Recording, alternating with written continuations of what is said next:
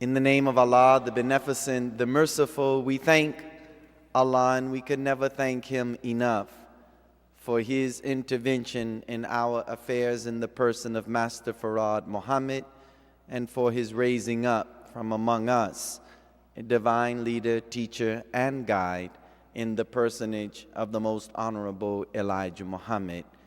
We thank Almighty God Allah and the Honorable Elijah Muhammad for preparing one for us today in the Honorable Minister Louis Farrakhan. I greet you, my dear beloved brothers and sisters, with the greeting words of peace. We say it in the Arabic language, Assalamu alaikum. I take this opportunity on behalf of the Honorable Minister Louis Farrakhan to welcome all of those here at our national headquarters here at Mosque Maryam, and to all of those that are viewing our program via internet. This is our fifth session, or course, if you will, in deliberate lawful dialogue. Our presenter has been and will be this evening Brother Abdul Alim Muhammad. So without further ado, let's quickly go into our course of study for this evening, and let us receive Brother Abdul Alim Muhammad.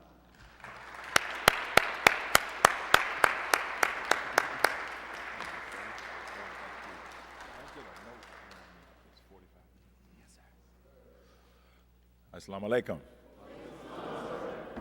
In the name of Allah, the Beneficent, the Merciful, the All-Wise, the True, and the Living God, who we believe appeared among us in the person of Master Farad Muhammad. We thank Master Farad Muhammad for his coming. We thank him for searching among us until he found one worthy to receive the supreme wisdom that would bring a man from a dead state to a living state, and a state that is a state of godliness in a world that is other than that. We thank the both of them for their servant to us in our midst today, the Honorable Minister Louis Farrakhan. It is in their names and in the names of the righteous people everywhere that we offer the greeting words of peace. We say it in the Arabic, Assalamu alaikum. How's everyone this evening?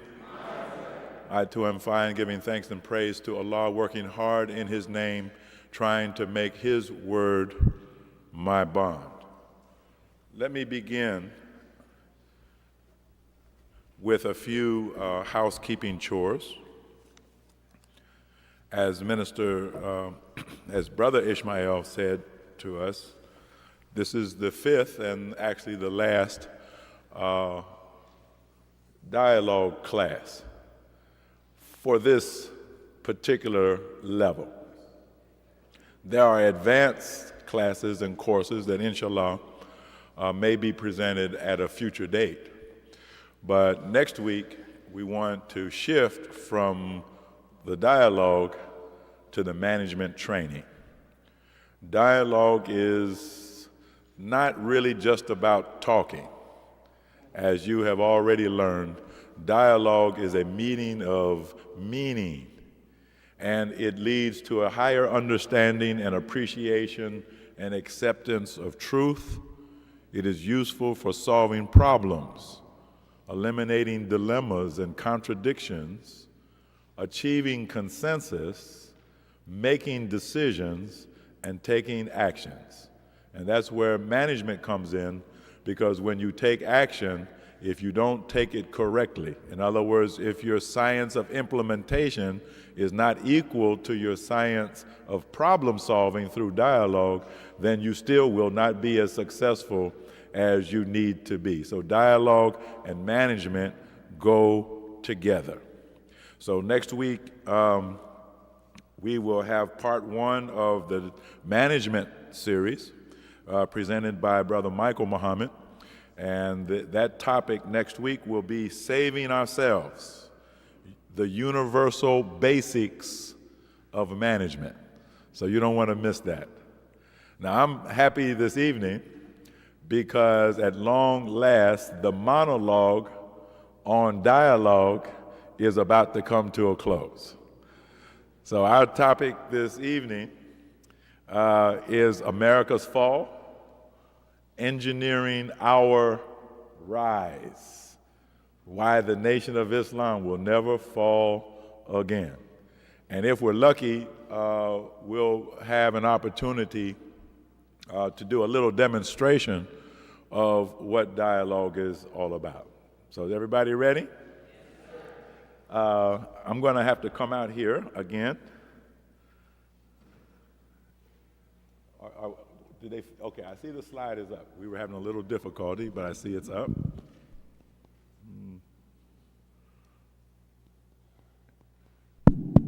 There we go. Could I see the next slide, please?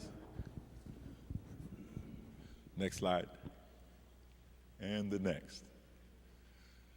Now, to those who are viewing via webcast, not all of you, but those who are on the other side of the internet, this is for you.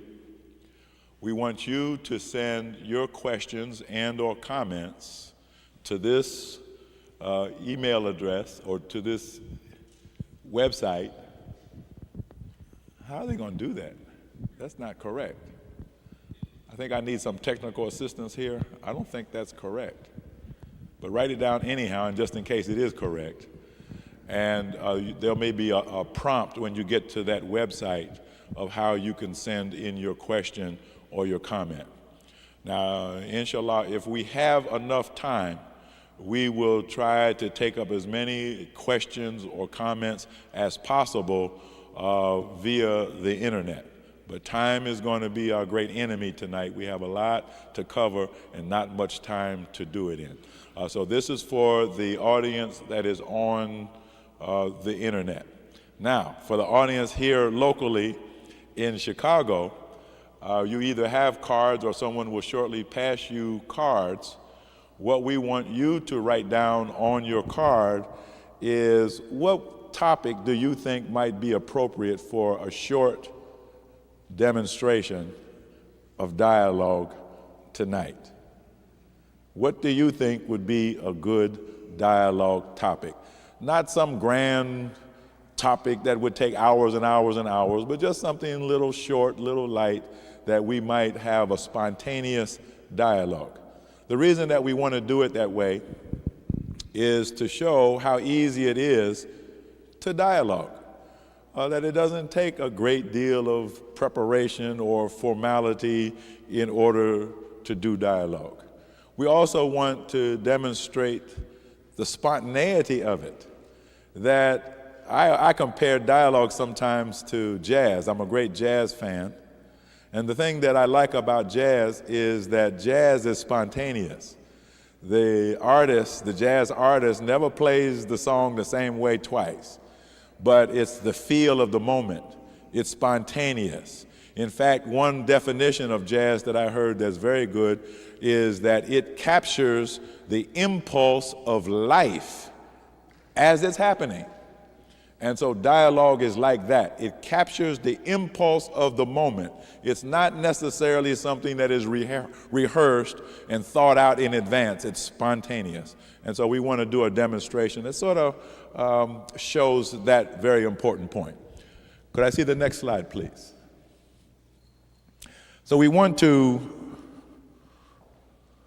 begin with America's Fall. And this could be a lecture, but it's a lecture that doesn't have to be given. It doesn't have to be given because you already are familiar with America's Fall. Every time you turn on the television, you are hearing news. Maybe it's disguised a little bit, but you are hearing news and viewpoints that are saying one thing, that America is on her way down. Is there anybody present who is in doubt about that? See, look at that wrinkled dollar bill. It's just about worthless. The dollar has lost more than 90% of its value since 1971. More than 90% of the value has evaporated. And in about the last year or so, the dollar this year compared to last year has lost about between 30 and 40% from this year compared to last year. So is it surprising that over the weekend, one of the big news stories that was not covered in the U.S. media was the fact that the Islamic Republic of Iran no longer will accept U.S. dollars in return for oil. Big news that didn't make the headlines. And there are many, many other oil-producing nations around the world who are looking at that dollar as a worthless piece of paper. China is expressing doubts and reservations about that dollar. Japan, Korea, countries that produce oil, Venezuela, they just had a big OPEC meeting where there was dialogue. And the dialogue was all about why should we give valuable oil for worthless dollars? Well, now this is a part of America's fall because they worship what? What they call the almighty dollar. Well, if the almighty dollar has crumbled, then let me ask this question. Shouldn't you and I be in a dialogue about the so-called almighty dollar? See, what are you giving your valuable labor for? Worthless paper? Maybe we should enter into a dialogue among ourselves about this important point and then enter into a dialogue or negotiation with the government of America to see what kind of pay we should receive. Because if we're receiving dollars that are worthless, then that's like working for nothing, isn't it? And isn't that the definition of slavery? You're working for nothing. Look at this, the eye of this storm. This is actually a picture from a satellite that was taken of the hurricane called Katrina. And of course, hurricanes and typhoons are on the increase. The severity of the weather is something that we're beginning to take for granted, but we shouldn't take it for granted because this is one of the weapons that is being deployed to bring about the fall of America. Look at the big ice storm that just took place yesterday. Shut down the whole middle part of America, put people in the dark, put them in the cold. So shouldn't we, among ourselves, have a dialogue about what we think is going on with the weather and what we need to do about it so that we will be prepared for these things that we have heard about for so many decades? From the Honorable Elijah Muhammad, from the Honorable Minister Louis Farrakhan, from all of the ministers of the Nation of Islam. We've heard about these things. Now we are alive at the time when they're taking place. What will we do? Cover our eyes and plug up our ears and keep our mouth shut about what is taking place? No, dialogue will help us to understand and to negotiate our way and save ourselves from the fall of America. Next slide, please. I'm going to go real fast through all these slides. Next slide. See, now these are some images taken from a recent movie called The Day After Tomorrow. Well, I think the movie came out the day before yesterday. So since the movie came out the day before yesterday, then this might be the day after tomorrow that we're living in. And I know Al Gore is going around talking about global warming, but the reality of it is that all of the snow and the ice that has been built up in the north, as the Honorable Elijah Muhammad taught us, is going to be put down on this enemy. And in that movie, it showed you that in one day, what they call a perfect storm could bring the temperature from a normal temperature down to sub-zero temperatures, and it would be so deadly. It would be like the wind that is talked about in the Holy Quran that was made to blow against the enemies of Allah. And that cold wind was a killer, that nobody that was caught in that wind could survive. And so we're living in a time when shouldn't we be in dialogue about the great possibility of things like this actually coming upon us? And wouldn't we feel foolish having been priorly warned and still being unprepared? tornadoes being spawned, where we've seen in the last year or 2 years or 3 years, armies, whole battalions of tornadoes, not just one. Tornadoes used to be rare. You were lucky to see one, or maybe unlucky to see one. Now you're looking at 10 and 12. I think one day they had 70 tornadoes that were marching across parts of America. The fall of America is now. Next slide. Earthquakes, all of these great buildings, skyscrapers. That is the symbol of power of America, but the Honorable Elijah Muhammad says that Allah could bring it all down in one day, in one instant of time.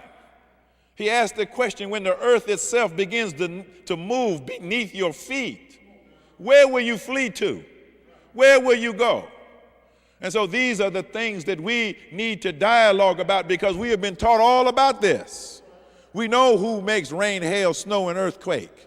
So we should be in dialogue about it so that we will understand what we need to do as a people in order to survive the fall of America. Next slide. Row upon row of caskets, a flood of dead bodies coming from the war zones in Afghanistan and Iraq and other parts of the world. And you know, this enemy of ours is lying. If he admits to 1,500 deaths, there are those who have done research, and did you know they don't even count as a war death somebody who dies on the plane. If you're still alive, when they pick you up off the battlefield and you make it to a plane, then you die on the plane on your way to the hospital, they don't count that as a war death.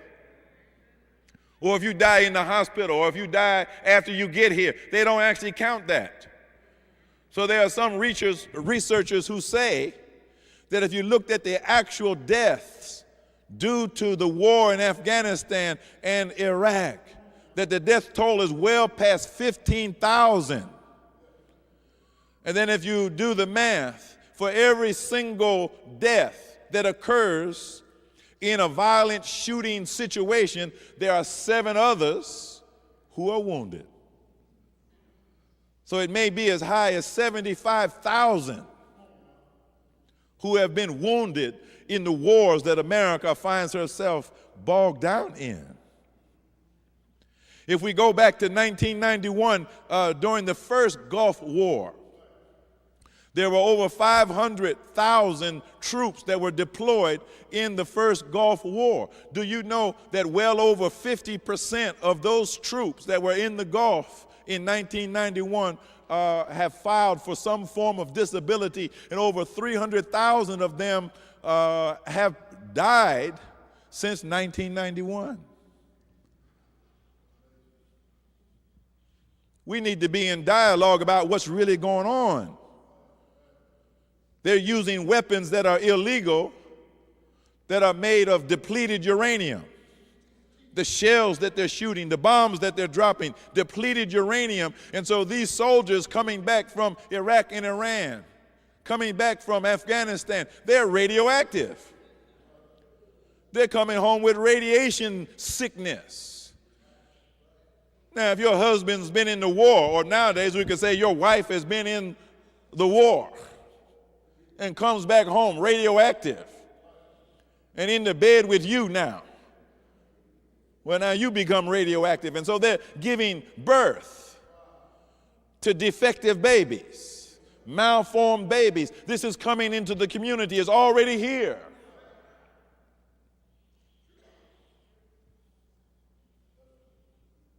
How can men and women be trained to be cold-blooded killers in the military, where they euphemistically say that all they're doing, I'm just doing my job, which is to murder innocent people?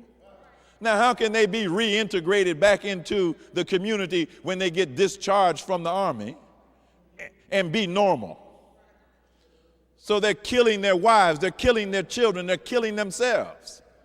Have you noticed the epidemic in so-called murder-suicides, where these sort of brain-numbed people in the society walking around armed to the teeth. And they go into a mall or to a church or in any place and they shoot it up and kill as many as they can, and then they always turn the gun on themselves and commit suicide. Have you noticed that? Well, is that a topic for dialogue that we need to know? What kind of brainwashing is going on among our people? Do video games that glorify violence, do they have anything to do with these murder-suicides that are taking place all over the world? Not just in America, but all over the world is becoming a culture of violence and death.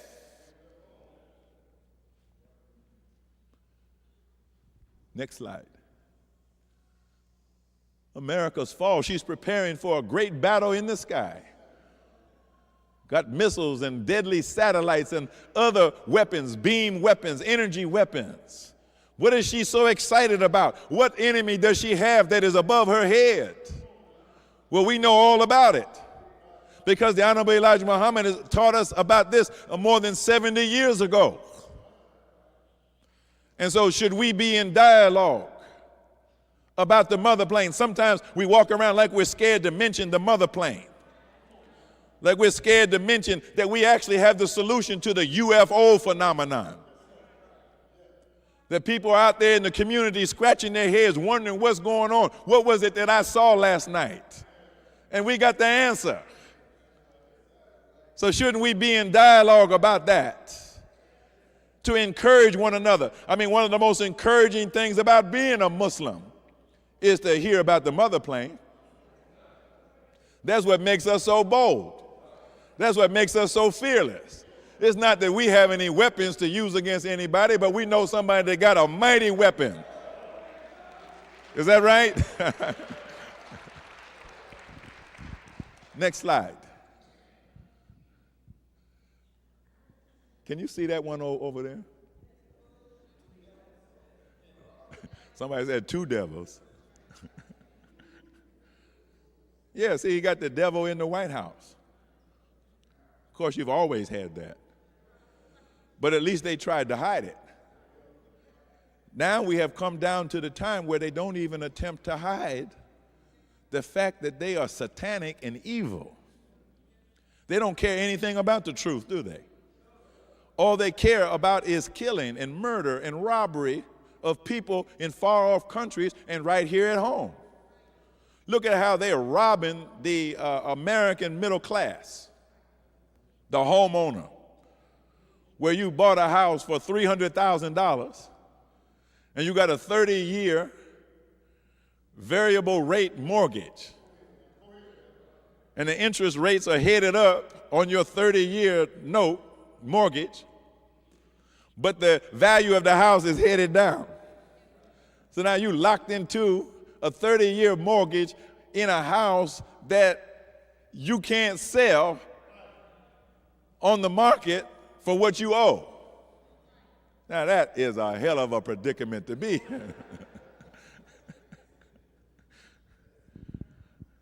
See, that's a new kind of slavery that is being imposed on the society. Well, these are things that we know about. We read about it in the newspaper every day. We see it on the news. But sometimes we walk past it as though we didn't hear anything, and we go talking about trivialities and gossip, when in fact these are very, very important topics that should be the topic of our dialogue. Because we've got to come up with solutions of how do you get people out of a dilemma like that? How do you get out of this trick that has been played on the society as a whole by the greedy, blood-sucking international bankers who set up this subprime mortgage scam? These devils like that come up with big tricks, don't they? And then, I don't know how well you can see the other image. See, but America's fall can be seen in the faces of her people. See, these drug-crazed, punk-type young people with their hair dyed pink and orange and red. Are these world-ruling people? Have they been prepared for world rulership? Are these the preservers of civilization? Are these people even civilized? These are the people who have been dumbed down. While the black man and woman has been receiving an education in supreme wisdom, the Caucasian people have been dumbed down to the point that they are like mindless zombies now, where they can be lied to, and they are so brain dead that in many cases they would prefer to be lied to than for somebody to tell them the truth. They have lost the option of independence. They are no longer an independent people. They are no longer a people deserving of your and my respect. The most that we can muster is maybe a little bit of pity. How could a people who have had so much be reduced to so little? But yet on the other hand, if we're not careful, if they remain our role models, then we will follow them down into the pit of hell. We'll dye our hair pink. We'll become mindless zombies too, even after God has come for us. Next slide. Is everybody all right? See, there's Uncle Sam. He's in bad shape. He's in need of life support. But will he get it?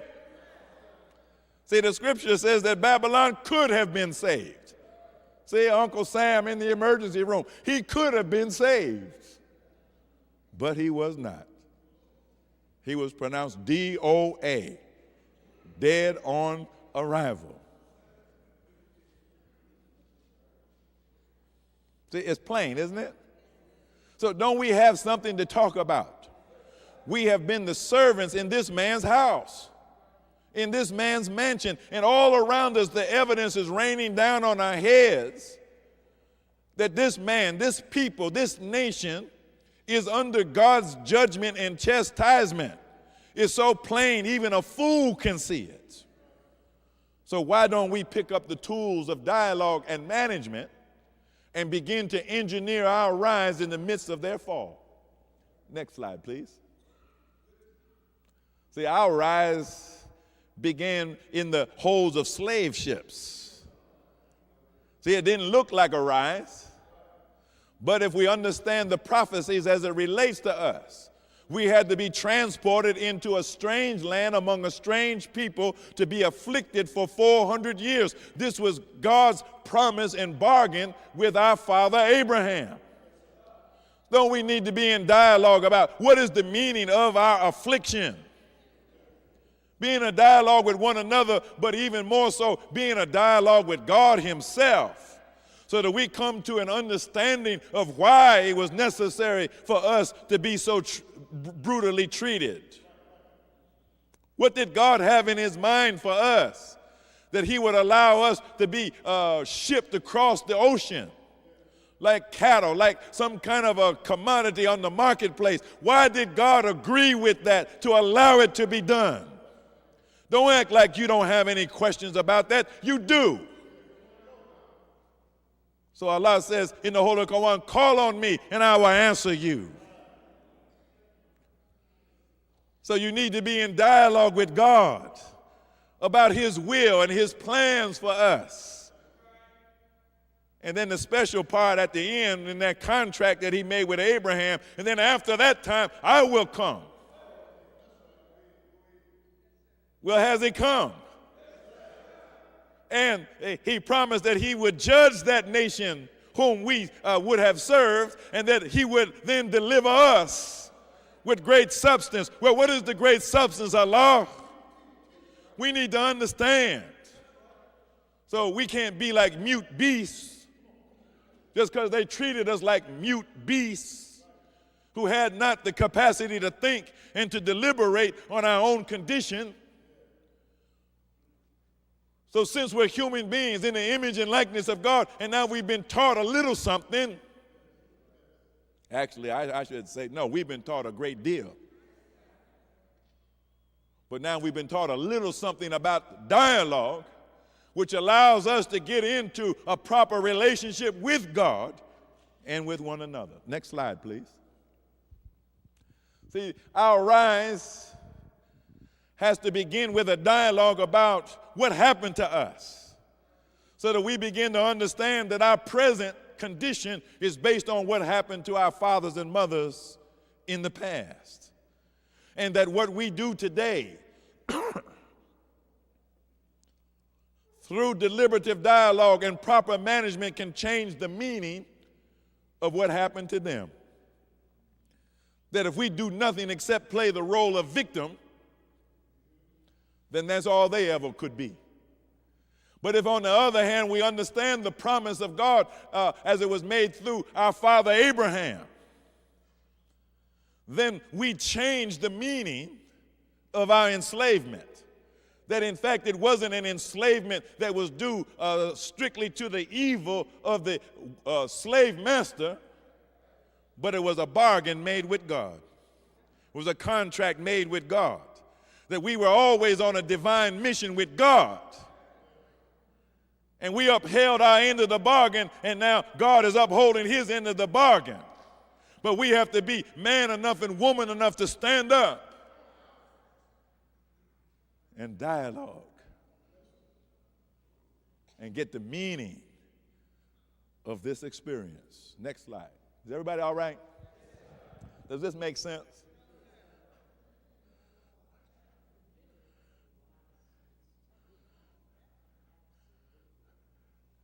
Okay. See, look at this. See, our rise begins with this murder of us. See, what are they murdered for? What is the meaning of that? Is this just something to look at and get mad? Well, sure, you get mad, but after you finish getting mad, what does it mean? And where is justice, and how can justice be had even for murders that took place decades ago or hundreds of years ago? How can we get justice for that? Are we just going to squeeze a tear out of our eyes and not see that justice is done for what was done to our people? These are just the crimes that the enemy himself reported on and took photographs of. But what about the stories that we have among ourselves? Things that happened that we know of that never got photographed, that never made the news, never were written in the newspaper. Don't mean it didn't happen. It just means that nobody talked about it. So maybe we are the generation, it's time for us to stand up and tell our story, tell the whole story. Not just the part that's acceptable to the enemy, but tell the whole story. And get into a dialogue, not only with ourselves, but get in a dialogue with him.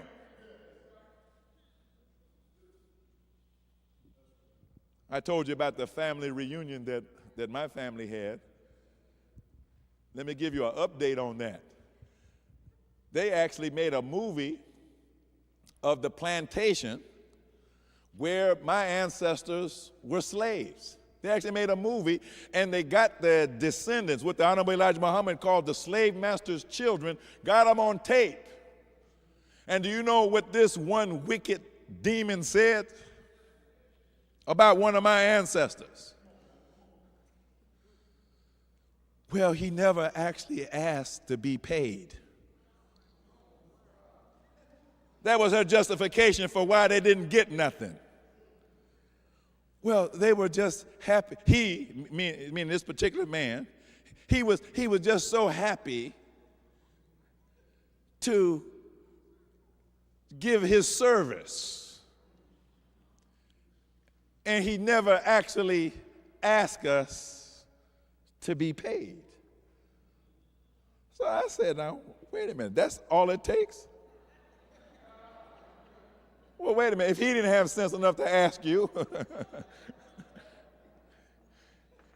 I got sense enough to ask for him. So now you feeling all guilty about all the things that happened. Well, hey, we can settle that.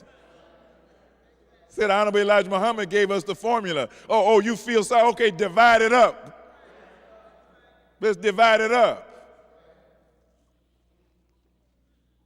You see, so that's why we need to know dialogue, not just to settle things among ourselves, but we got a beef with white people, don't we? We got a beef with the government, don't we? And maybe our poor ancestors didn't know how to dialogue, meaning they didn't know how to talk. They didn't know how to represent themselves. But we do. Next slide. See, all these are lectures. See, now, Allah gave to us a national, the sun, the moon, and the stars, the universal flag of Islam. See, this was a sign of our rise. He gave that to us when we didn't look much like a nation. Some might say we don't look much like a nation now, but guess what? We got the best flag, don't we? So this is a sign of our rise. And he gave us the type of flag that can never be hauled down. You can't pull this one down. They're trying to pass a constitutional amendment to prevent the burning of the U.S. flag. We don't have to pass any amendment because you ain't going to burn that one. Matter of fact, if you get too close to this one will burn you. Next slide. See, this is our rise. Allah gave to us a man. He didn't give us no civil rights bill. He didn't give us a quota. Gave us a man with supreme wisdom, knowledge, and understanding, qualified to lead a people like us up out of mental slavery and death and put us on top. He wasn't no equal rights leader trying to make us equal with our slave master. No, he's rising us up to take over.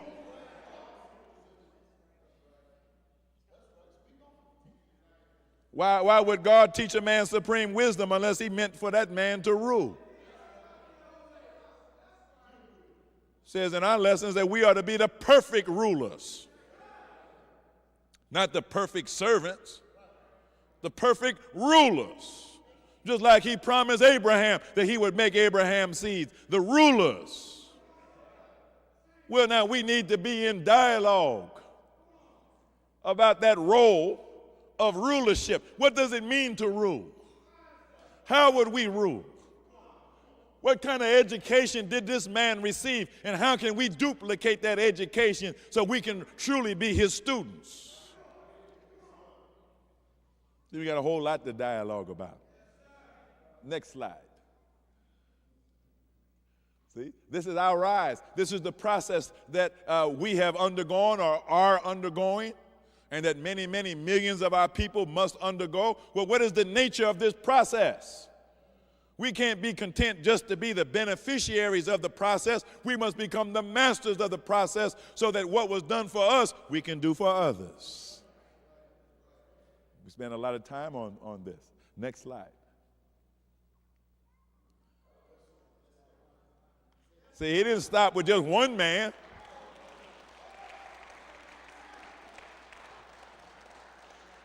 See, actually one would have been enough.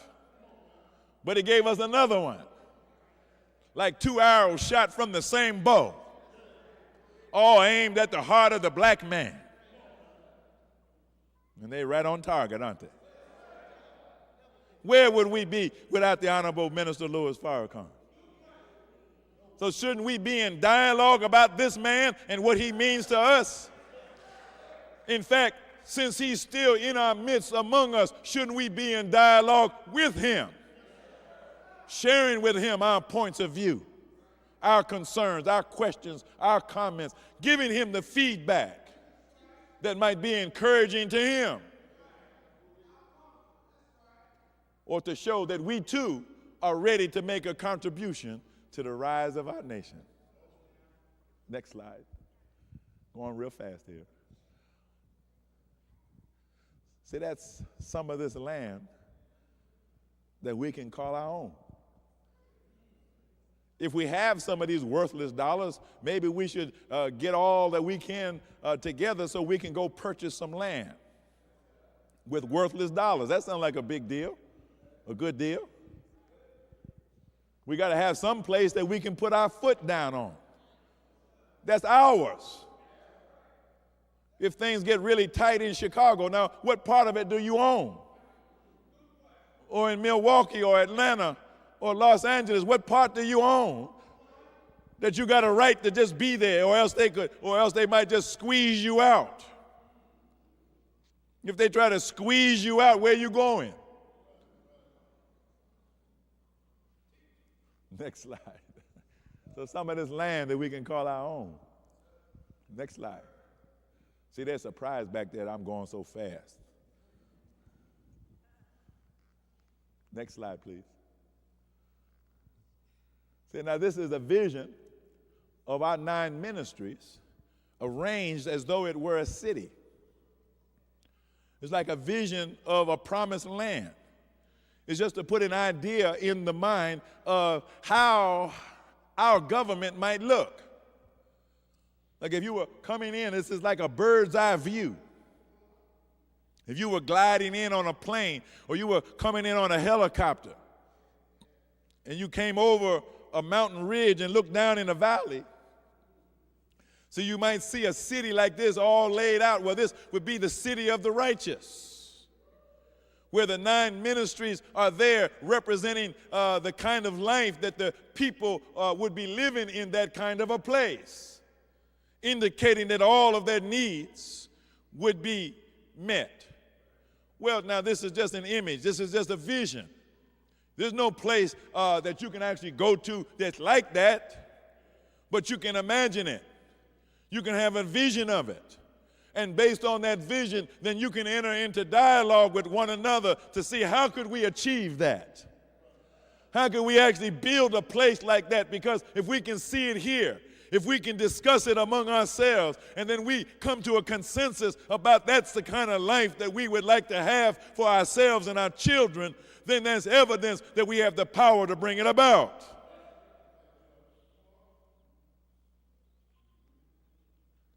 See, why do we need dialogue? Why do we need management? Because you won't be able to build ministries for yourself without dialogue and management. You won't be able to pool your resources, whether they're physical resources or intellectual resources or skill resources. You won't be able to unite like you should, because you won't really be together. You won't have the affinity in your relationships that you need to have in order to do this kind of big work. So dialogue is the way that we have among us that promotes self-respect, trust, understanding, sharing, loving, beautiful brotherly and sisterly relationships that are constructive, that lead us in the direction that we all must go in order to have the fulfillment of all of our needs. Without dialogue, we can think about these things as individuals, but we will not be able to produce a collective vision. Collective vision is another way of saying that we have a consensus about something. When a people have a shared vision of something, then that people can unite on the basis of that shared vision. And then they can pass that shared vision among themselves, and they can pass it down generations until they, as a people, achieve it. When there's a shared vision among a people, then each one will look into that vision and see the role that he or she can play in the achievement of that vision. Then each one will accept the responsibility that belongs to he or she. And if they carry out their responsibility with the assurance that others are carrying out their responsibilities, then this is how the work gets done. This is how the mission gets accomplished.